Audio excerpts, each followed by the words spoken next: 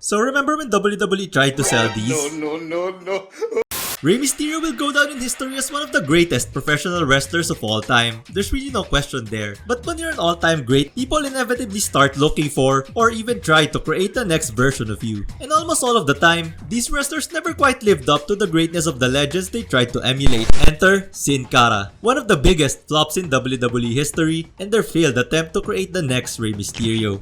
But before even stepping foot in the WWE, Sin Cara was already regarded as a wrestling legend back in Mexico. Performing under the name Mistico, he captured the hearts of fans with his underdog persona paired with his jaw-dropping aerial offense. By 2006, he was the most popular wrestler in all of Mexico and even nabbed the third spot in Pro Wrestling Illustrated's Top 500 Wrestlers the following year, ahead of Kurt Angle and The Undertaker. Just think about that for a second. His body of work included multiple world titles and tournament wins, mostly in CMLL, Mexico's premier wrestling promotion. It's no surprise then that WWE took an interest in signing the guy in hopes of catching lightning in a bottle once again, like they did with Rey Mysterio all those years ago. At the time, there really wasn't any masked luchadors in WWE other than Rey, and he was already 36 at that point, so he isn't getting any younger, that's for sure. Of course, it's pretty crazy to say this now that he's 48 and still working like he's in his mid-20s. WWE did try to sign Mistico around 2007 to 2008, but failed to do so due to his commitments to CMLL. It took nearly 4 years to finally get the Mexican legend to sign with the company. On February 24, 2011, a press conference was held in Mexico to formally announce the signing of Mistico, now rebranded under the name Sin Cara, or the faceless one in English. If you enjoyed the video so far, why not give it a like and subscribe? It only takes 1 second and it helps the channel a lot. I remember watching the vignettes and how big of a deal WWE made it out to be. And as a big fan of Rey Mysterio, needless to say, I was hyped. This was also Triple H's first signing when he became the COO of WWE, so there was some level of expectation that came with it. He made his official televised debut on the Raw after Mania, saving Daniel Bryan from a post-match beatdown from Sheamus. And so he went out, hyped up the crowd a bit, ran to the ramp, and then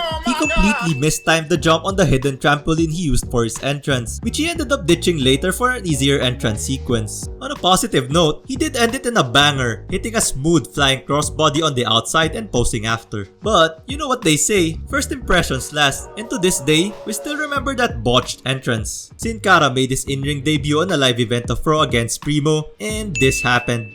Okay, botching the finish, not a good look, but you know what? Primo kinda messed up first, and the match itself was pretty decent, so we'll let this one slide.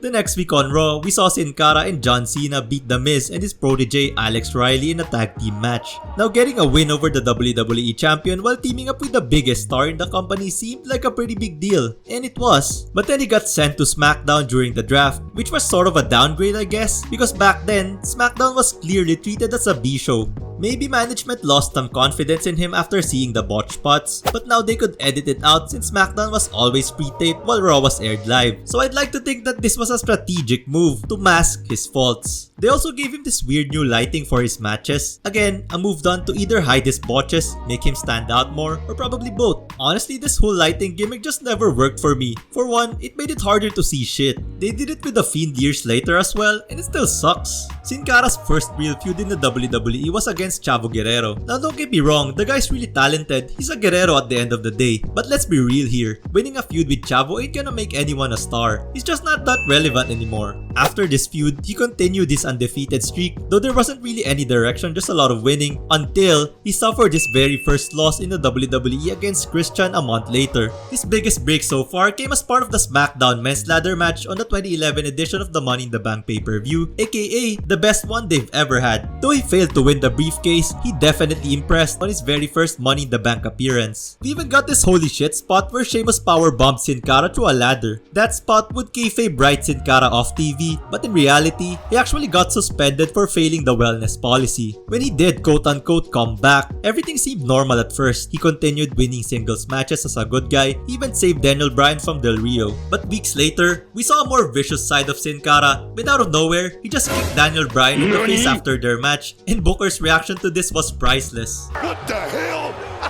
I was in disbelief when I saw this back then. Like, man, did they just turn my boy heel? Well, turns out this wasn't the real Sin Cara, but someone impersonating as him, as we'll find out later when the real one made his surprise return from suspension. So now we have two Sin Caras staring at each other. The announcers were shocked, everyone was confused, and on the following week, fake Sin Cara would interrupt a match between Cody Rhodes and the real Sin Cara, and the two would have a showdown with both men vying for the crowd support. Things would start to heat up between them in the following weeks, with the impostor interfering in the real one's matches, only to take his place in the match. And then, on the September 30 episode of SmackDown, we'd finally learn the truth as the impostor revealed himself to be Sin Cara Negro. The story was that apparently the whole thing was a revenge plot on Sin Cara Azul for allegedly stealing the Mistico name from him back in Mexico. This story got me hyped, not gonna lie. A masked hero facing an evil version of himself sounds straight out of a comic book, and I'm all for that shit. At Hell in a Cell 2011, the two Sin Caras would finally face each other in singles action, with Sin Cara Azul getting the better of Sin Cara Negro. The feud escalated to new heights after a bitter Negro attacked Azul and unmasked him, only to wear his mask and work the match in his place. Things would finally culminate on SmackDown when the two faced each other in a mask versus mask match, which also aptly took place in their hometown of Mexico. Now, if you don't know, in Lucha Libre Wrestling, a luchador's mask is considered to be sacred. One combat sports host probably said it best, and I quote, "To lose it is supposed to be like losing a piece of yourself. For some, it can be so humiliating that it signifies the end of their career. His mask, which symbolized his honor, is retired and cannot be used again." So anyway, back to the match. It was a banger. The two tore the house down, with Azul forcing the evil Sin Cara to tap out for the win. Negro tried to get out of the stipulation, but in the end, Azul managed to unmask him in front of the crowd. Now unmasked, he continued his revenge tour, now going by the name Unico, but that ended when Sin Cara unsurprisingly injured himself with his own botched dive at Survivor Series 2011. And as a result, he was out for the rest of 2011 and missed WrestleMania. Who knows what could have been had he not get injured. Upon his return, he tried to build his momentum back up, even reigniting the feud with Unico for one last time. Sin Cara then started teaming with Rey Mysterio. You know, the guy they were trying to model him after, but nothing ever came out of it. No feud, no tag team title win, they were just teaming on and off casually like a one-night stand. Sin Cara's singles career wasn't going anywhere as well, and around late 2012, he had completely fizzled out. Unfortunately, the imposter storyline was the best it ever got for Sin Cara, and it continued to botch his way out of the company in March of 2014. And that was it. Mistico was done, one of the most hyped signings in WWE history, and his run ended in a whimper. But the Sin Cara persona itself didn't die with him, as Unico, the imposter, was eventually handed the reins to the Sin Cara name. What's ironic is that it wasn't even part of a storyline. Management just secretly put Unico back in the mask without any explanation. So I guess in the end, he did get the last laugh. Although I do feel bad for Unico, he had to pick up the pieces the original Sin Cara left, but at that point, the character had lost so much fanfare that he was seen nothing more than just a lower mid-card talent at best. Throughout his 5-year stint, the new Sin Cara never did anything of note other than winning the NXT Tag Team Championships with Kalisto, his first and only title in the WWE. He asked and was granted his release in December of 2019. This would mark the end of Sin Cara's 8-year run in the WWE, a very disappointing one no doubt. So why did Sin Cara fail to become the next Rey Mysterio? Well, I think it's really a failure from two ends, both from the man and the management. A lot of criticisms on Mistico's time as Sin Cara was pointed to him never adapting to the WWE style of wrestling. His decision to bypass FCW, WWE's developmental brand before NXT, may have been a big factor in him making a lot of mistakes in his matches. And there's a reason why people call him Botched Cara. The new Sin Cara did still botch at times, but it wasn't to the degree that Mistico did. He also just flat out refused to learn the English language, even openly discussing his dislike for it during an interview. As you may know, communication is an important part of wrestling, so I could only imagine how hard it must have been for some WWE superstars to work with Sin Cara, not to mention his allegedly bad and arrogant attitude behind the scenes. On the management side, it feels like WWE never really set Sin Cara up for success. Sure, he was pushed hard early on, but most of his wins felt like empty stats because they just led to nowhere. The only real feud Sin Cara had was with Chavo Guerrero, and an imposter version of himself. For someone who they wanted to get over with the fans, that's not enough.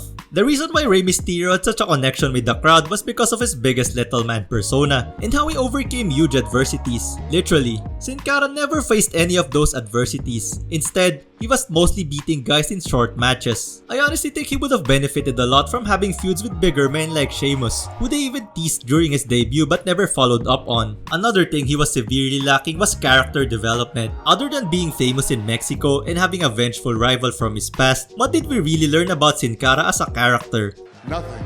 Exactly. In the end, Sin Cara will be remembered as a footnote in WWE history, one who had all the makings to be a success but never quite panned out due to a myriad of bad decisions from both himself and those around him. So what do you think? Why did Sin Cara fail in the WWE, and which version of him you liked better? Personally, I did like OG Sin Cara's offense better. He had a faster, more agile pace, while new Sin Cara did more power moves and his high flying was slower but more controlled. But that's probably because he was bigger and bulkier. I don't know, let me know in the comments below. Till the next video, peace.